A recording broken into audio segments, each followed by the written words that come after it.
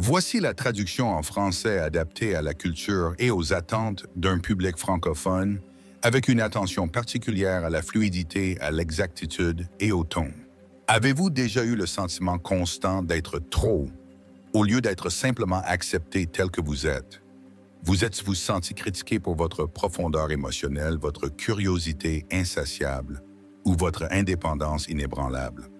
Si votre réponse est oui, cette vidéo va vous murmurer un secret. Ces qualités que la société perçoit comme des défauts pourraient en réalité être les clés de votre raison d'être la plus profonde. Le célèbre psychologue Carl Jung a dit « Le plus grand privilège dans la vie est de découvrir qui l'on est vraiment. » Mais que se passe-t-il si ce que vous êtes vraiment ne rentre pas dans les moules ordinaires? Et si votre intensité, votre sensibilité et votre refus de vous contenter de réponses superficielles n'étaient pas des défauts à corriger, mais plutôt les signes d'un type psychologique rare et puissant? Si vous vous êtes toujours senti comme un étranger dans votre propre vie, si les gens vous ont dit que vous étiez trop profond ou trop complexe, ce n'est pas une coïncidence. Selon la recherche révolutionnaire de Carl Jung sur les types de personnalités, certaines personnes possèdent ce qu'il appelait une conscience différenciée, une manière d'expérimenter la réalité que la plupart des gens ne développent jamais. Voici le plus fascinant: Jung a découvert que ces personnalités rares vivent souvent leur vie en croyant que quelque chose ne va pas chez elles. Pourtant, en réalité, elles fonctionnent à un niveau de subtilité psychologique véritablement inhabituel. Mais il y a un mais ici et je vais vous l'expliquer sous peu. Aujourd'hui, nous nous engageons dans la découverte de 8 signes distincts qui indiquent que vous possédez ce type de personnalité rare. Si vous vous reconnaissez dans ces schémas, cela ne changera pas seulement la façon dont vous voyez votre passé. Cela pourrait radicalement changer tout votre avenir. Mais d'abord, permettez-moi de vous demander quelque chose. Avez-vous déjà remarqué que vos réactions émotionnelles sont disproportionnées par rapport à ce que d'autres vivent? Il y a une raison psychologique à cela découverte par Jung, et ce n'est pas ce que vous pourriez penser. Signe 1, vous faites l'expérience d'une profondeur émotionnelle que les autres ne peuvent pas saisir. Carl Jung a découvert quelque chose de remarquable concernant l'intensité émotionnelle. Il a constaté que certains individus ne se contentent pas de ressentir des émotions. Ils expérimentent ce qu'il appelait des complexes à forte charge émotionnelle, des expériences qui résonnent avec de profonds échos psychologiques. En termes plus simples, vous n'avez pas seulement des sentiments. Les sentiments circulent en vous comme des courants océaniques. Ils sont profonds et transformateurs. Ce que Jung a compris et ce que la plupart des gens négligent, c'est que ce n'est pas un déséquilibre émotionnel. C'est une subtilité émotionnelle.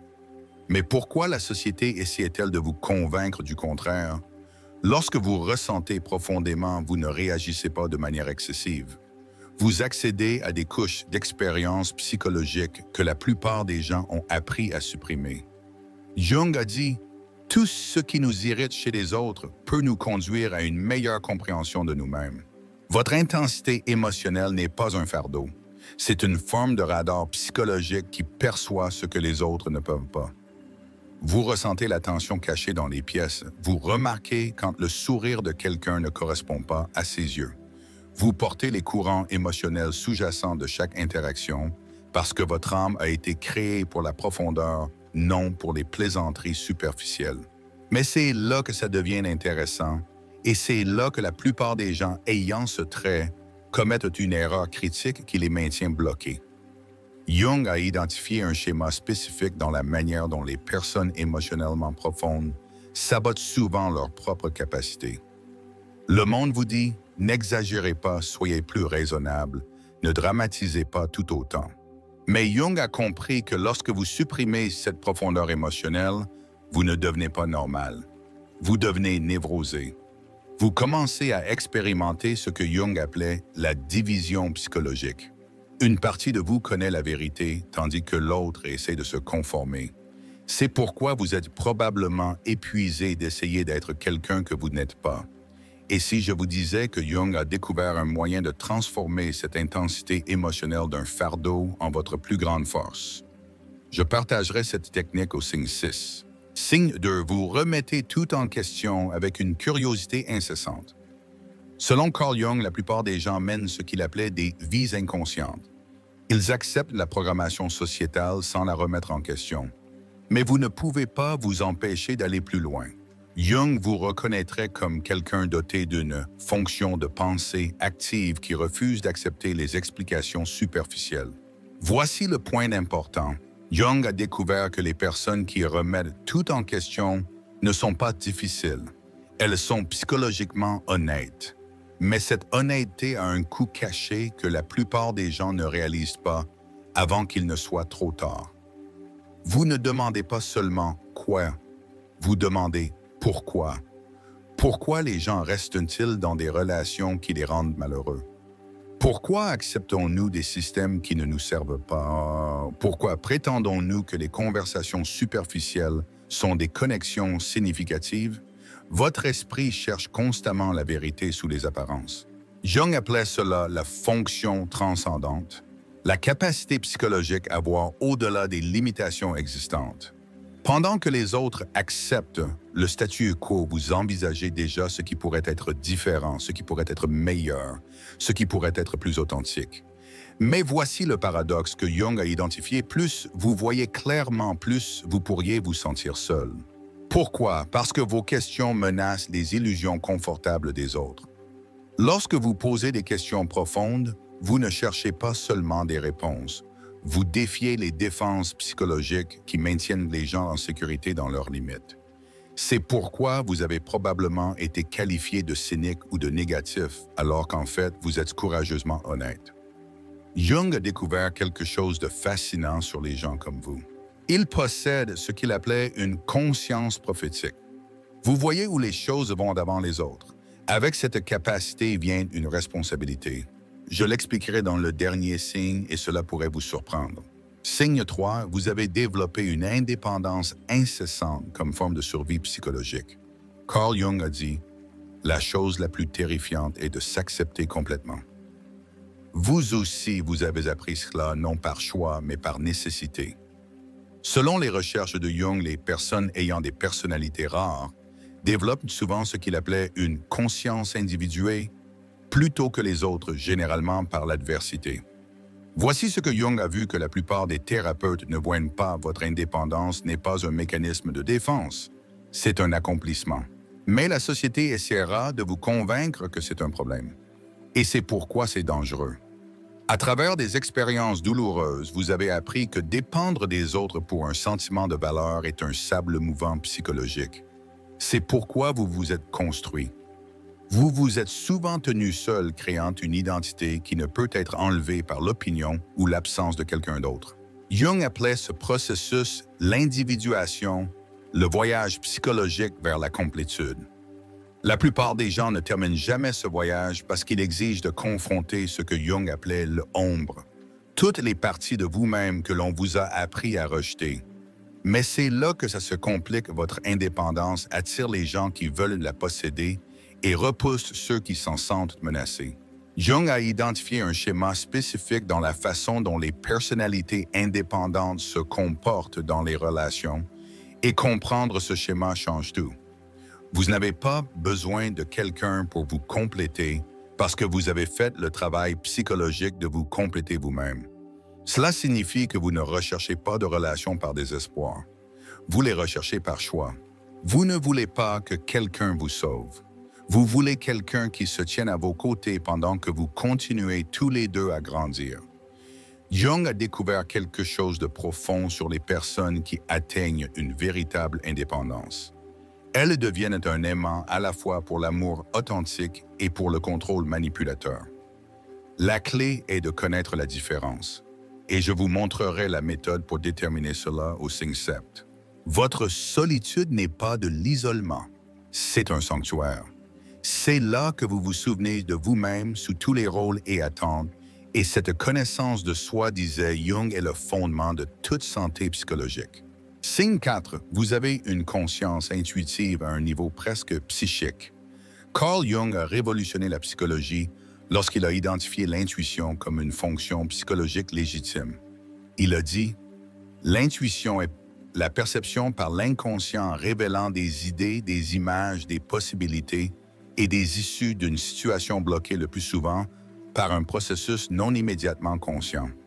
Voici ce que Jung a découvert et ce que la science ne prouve que maintenant les systèmes nerveux de certaines personnes sont câblés pour capter des informations que d'autres manquent complètement. Mais cette capacité a un coût, un fardeau qui peut détruire les relations si vous ne comprenez pas comment la gérer. Vous n'observez pas seulement les gens, vous lisez leurs états psychologiques. Vous remarquez les micro-expressions, les changements d'énergie, les mots qu'ils ne disent pas. Jung reconnaîtrait cela comme la preuve de votre capacité à percevoir au-delà de l'évidence ce qu'il appelait l'imagination active. Quand quelqu'un vous dit qu'il va bien mais que son langage corporel crie la détresse, vous ne pouvez pas l'ignorer. Quand il y a une tension dans une pièce que tout le monde ignore, vous la ressentez dans vos os. Ce n'est pas de la paranoïa. C'est une sensibilité psychologique très fonctionnelle. Mais voici l'avertissement de Jung, si vous n'apprenez pas à protéger cette sensibilité, elle vous épuisera. Il a identifié une technique spécifique qui permet aux personnes intuitives de maintenir leur conscience sans absorber le chaos psychologique des autres. Selon Jung, les personnes dotées de fortes fonctions intuitives deviennent souvent des thérapeutes inconscients.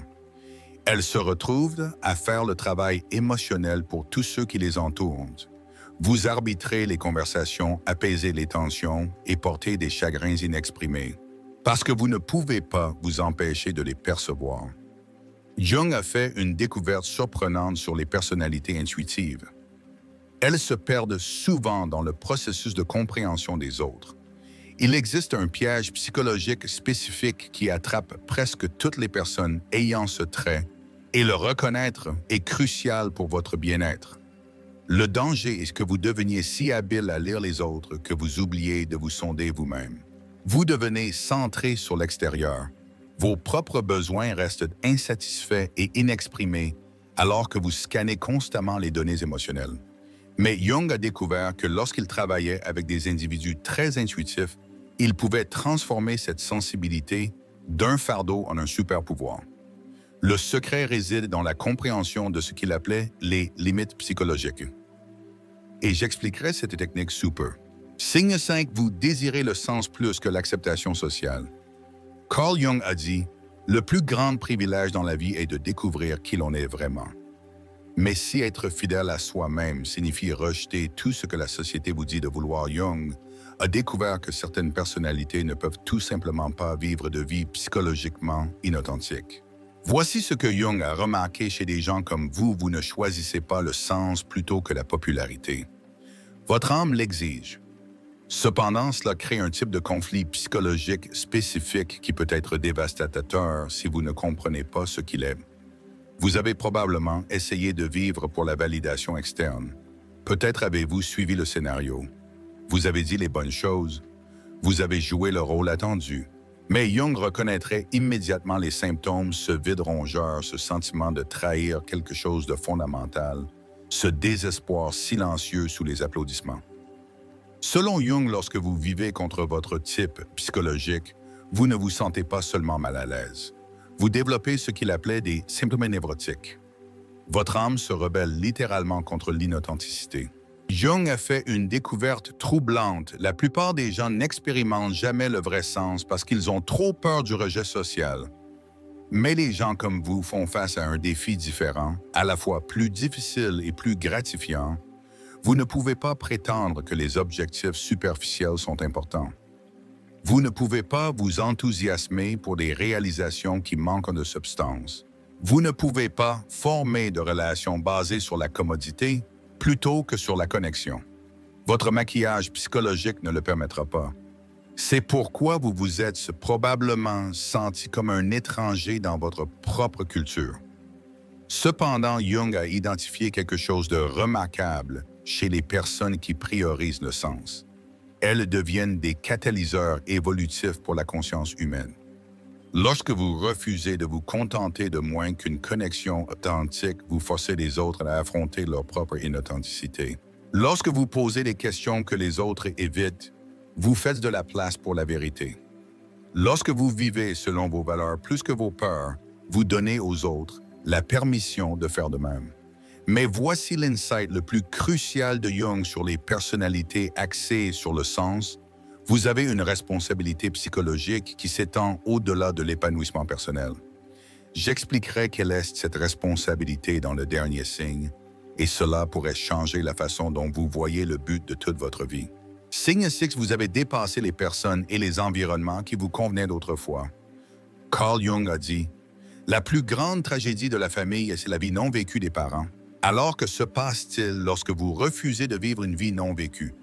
Que se passe-t-il lorsque vous dépassez les limites psychologiques de votre environnement? Jung a découvert quelque chose de profond sur le développement psychologique. C'est souvent un voyage solitaire. Mais avec l'évolution vient un type spécifique de deuil, et comprendre ce deuil est crucial pour votre croissance continue. Vous avez probablement vécu la douleur de réaliser que les gens qui vous connaissaient autrefois ne vous connaissent plus, non pas parce que vous êtes difficile ou supérieur, mais parce que vous avez rejeté des couches de conditionnement qui ne vous servent plus. Jung appelait ce processus « mort et renaissance psychologique ». Ce que la plupart des gens ne comprennent pas à propos du fait de dépasser les relations, c'est ceci. Ce n'est pas un choix que vous faites, c'est une conséquence d'être authentique. Cependant, Jung a identifié un moyen de gérer cette transition d'une manière qui honore à la fois votre croissance et vos connexions passées. Lorsque vous étiez plus jeune, essayant de plaire aux gens, supprimant votre vérité, les amis qui vous connaissaient, alors se souviennent de cette version de vous, et parfois ils veulent cette version en retour, parce qu'elle semblait plus sûre, plus prévisible, plus facile à comprendre. Mais vous ne pouvez pas revenir en arrière. Jung a compris que l'évolution psychologique est irréversible. Une fois que vous avez vu derrière le rideau du conditionnement sociétal, une fois que vous avez goûté à une vie authentique, vous ne pouvez pas retourner à la conformité inconsciente. Jung a fait une observation surprenante sur les personnes qui dépassent leur environnement. Elles connaissent souvent ce qu'il appelait la nuit noire de l'âme, une période de profonde solitude qui teste leur engagement envers l'authenticité. Ce n'est pas une solitude ordinaire. C'est une isolation existentielle, la réalisation que votre chemin est unique, votre perspective rare et que votre croissance pourrait signifier laisser tout ce qui vous est familier derrière. Cependant, Jung a découvert quelque chose de beau chez les personnes qui réussissent cette transition. Elles attirent des relations d'une profondeur et d'une authenticité extraordinaire.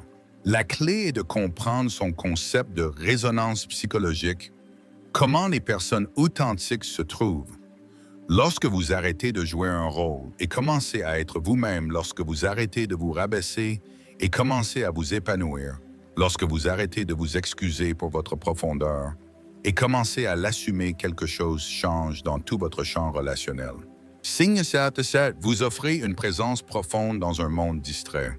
Selon Carl Jung, la rencontre de deux personnalités est comme le contact de deux substances chimiques. S'il y a une réaction, les deux sont transformés. Et si vous étiez le genre de personne qui crée une transformation simplement en étant authentiquement présent, Jung a identifié une qualité rare que certaines personnes possèdent, la capacité de créer ce qu'il appelait un espace de contention psychologique. Si vous avez cette capacité, vous savez déjà combien elle vous coûte. Mais vous ne réalisez peut-être pas à quel point elle est rare et précieuse. Quand quelqu'un vous parle, il se sent inhabituellement vu. Vous n'écoutez pas seulement leurs mots, vous percevez leurs états émotionnels sous-jacents. Vous n'offrez pas de solution rapide, vous portez un témoignage profond. Vous ne vous précipitez pas pour juger, vous créez un espace pour que la vérité émerge. Jung a compris que ce niveau de présence est en fait une forme de guérison psychologique. En votre présence, les gens se souviennent de ce que cela fait d'être humain, d'être complexe, contradictoire et digne de compréhension. Mais voici l'insight crucial de Jung. Les personnes ayant cette capacité s'épuisent souvent en la donnant trop librement. Il a identifié des limites psychologiques spécifiques qui permettent aux personnes empathiques de maintenir leur profondeur sans s'épuiser. Vous vous êtes probablement retrouvé dans le rôle de thérapeute officieux d'encre émotionnelle ou de havre de paix pour les autres. Bien que cela vous rende inestimable, cela peut aussi vous rendre invisible. Vous devenez si habile à créer un espace pour les autres que vous oubliez d'en créer un pour vous-même. Jung a découvert quelque chose de significatif sur des personnalités très empathiques. Elle développe souvent ce qu'il appelait le syndrome du sauveur, un schéma de sacrifice inconscient qui ne sert finalement personne.